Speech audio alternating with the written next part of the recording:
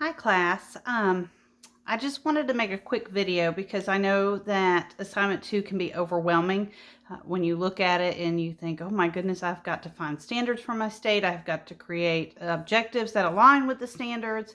And then I have to make assessments that will assess the objectives I've created. And it does seem overwhelming, but I want everyone to remember that this entire instructional design template is a work in progress. So we can go back week after week and fine tune the objectives that you create if we need to. Also, if you are picking your standards and you're stuck on how to create an objective to meet those standards, I want you to message me, email me, or text me, and I'll help you with it. The ability to create quality standards and quality objectives to align with the standards is very important. We don't want to use just the suggestions that the state gives us, because part of the NACE professional development is the ability to create quality curriculum. And in order to do that, you have to have clear and smart measurable goals, which are how you will create the objectives. So I know that the wording is new, it is kind of overwhelming, and I just want to walk you through it step by step. So I'm going to try to do this and not make everybody sick with my camera, but I'm going to walk through how I would go about creating standards for the state of Florida. I'm going to switch it to my computer screen and hopefully that will all work well. Okay, so here we go.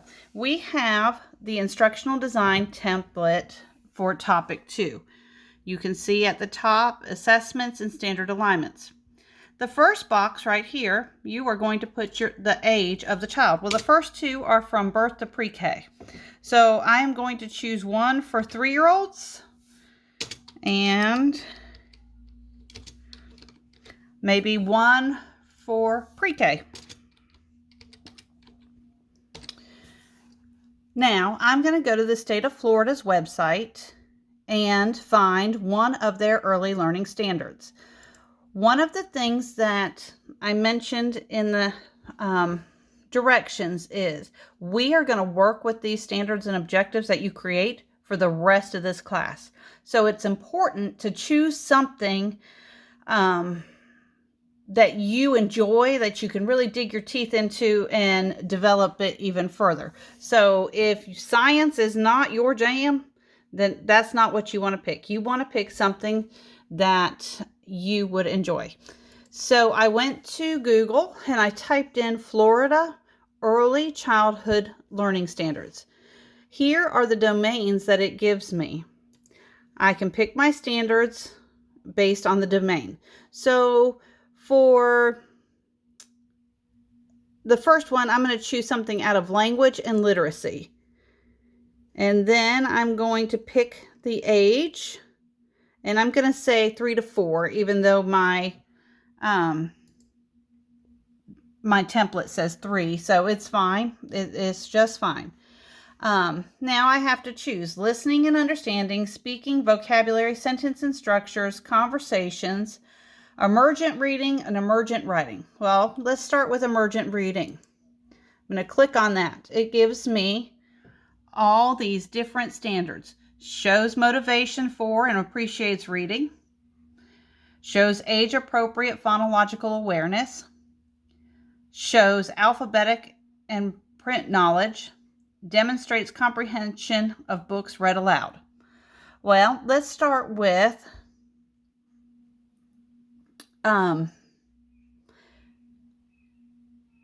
shows alphabetic and print knowledge, because that's a big one that we really focus on a lot in the pre-K ages. So I'm going to go back and I'm going to type this in, and then it gives you some benchmarks. Benchmark A recognizes that print conveys meaning. So that's the first step. Benchmark B recognizes some letters when named. When shown a group of letters, can accurately identify verbally or non-verbally the letter that is named, Or C, name some letters when shown an uppercase and lowercase letter can accurately say its name. Well, let's go right here and we'll do B. So, I'm thinking maybe B would be about the middle of the year,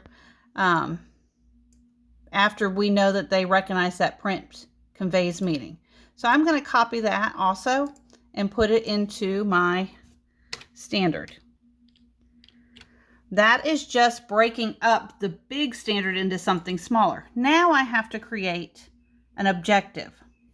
So for me to break this up, I would write a sentence that is what the student is going to do.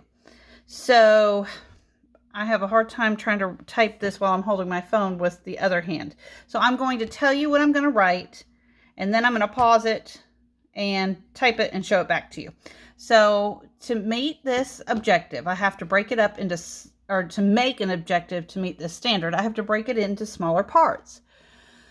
I want the student to show alphabetic and print knowledge, recognizes some letters when named. So my objective is going to be that they recognize some letters, but I have to have a way of measuring that. What does some mean? When are they going to do it? Am I going to help them?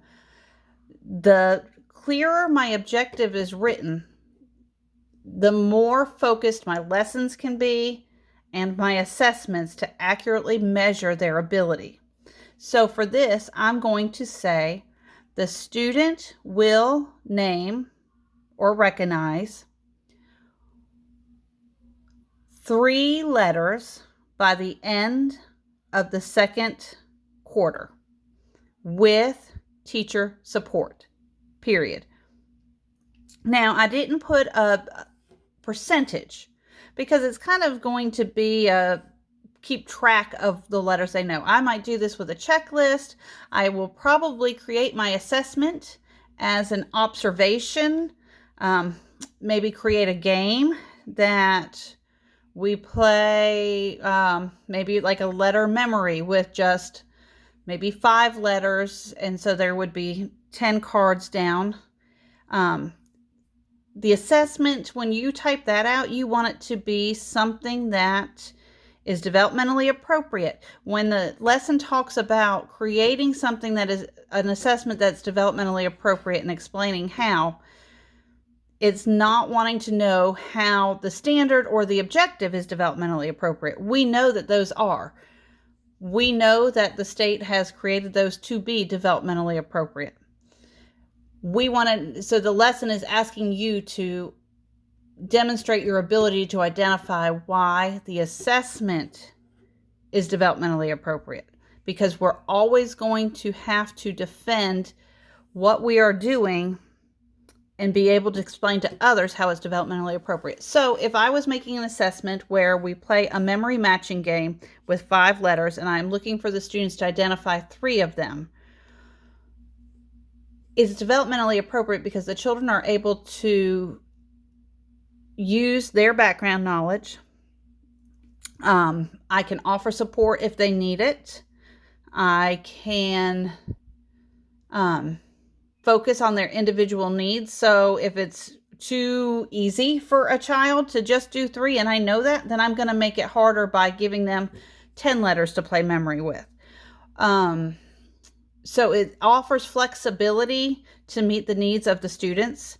If a student is an ESL student, I can change it to meet those needs as well. So in this area here, you're going to create your assessment, write it out. So mine would be the student will play a memory matching game of 5 letters in a small group setting. How I'm going to implement it, I'm going to give the directions for how this will work. Will I be involved? Yes. How many students am I planning?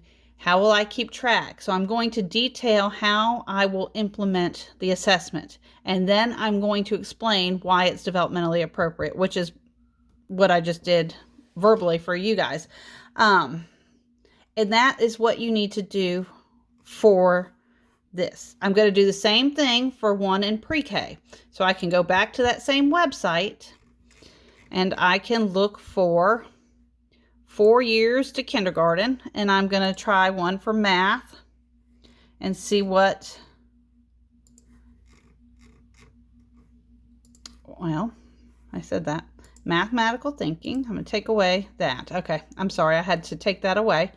And I'm going to go to 4 years through kindergarten.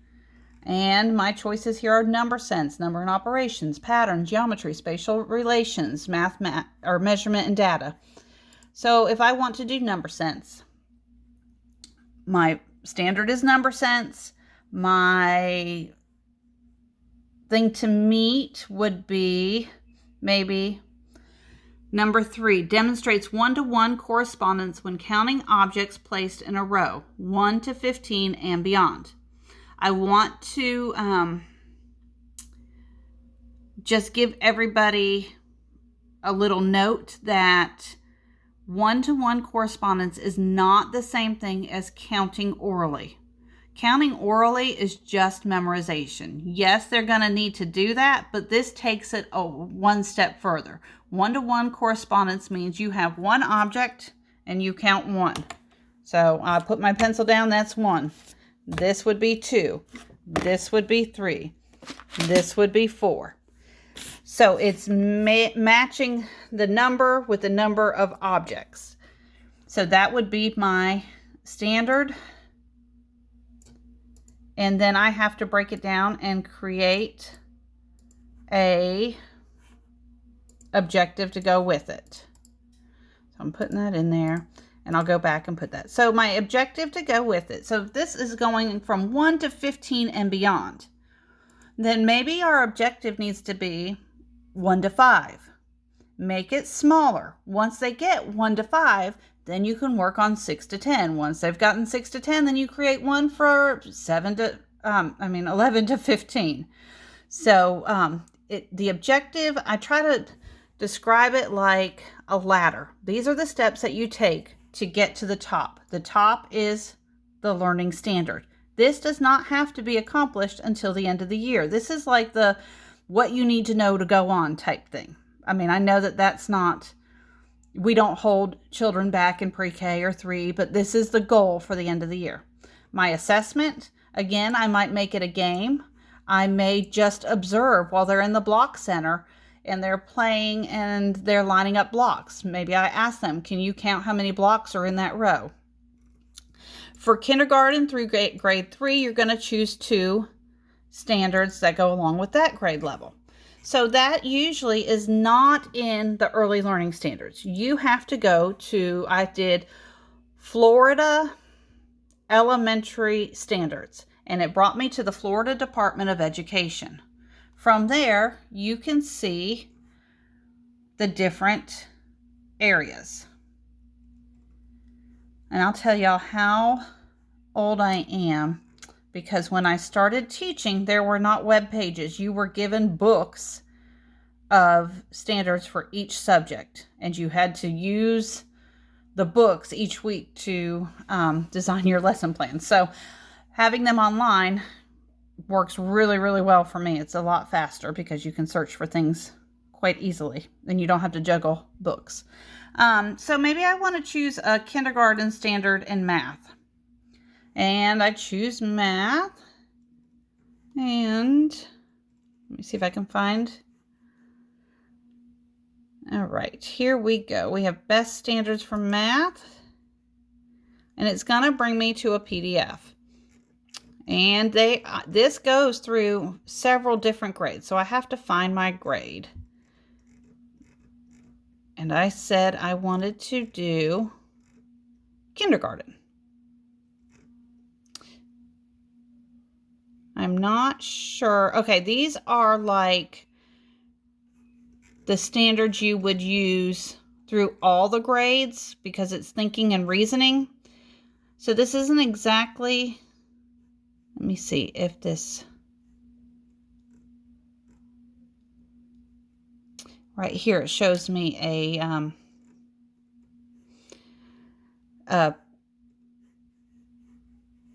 explanation of how this one works. So This may not be the best thing. I can see that this is a little bit, it's not clearly written for what we need. So I'm going to keep looking. Here is standard overviews for K through 5 math. Oh, here we go. Let's see if they are in there. I have to just keep searching. Sorry, I hope I'm not making you guys sick.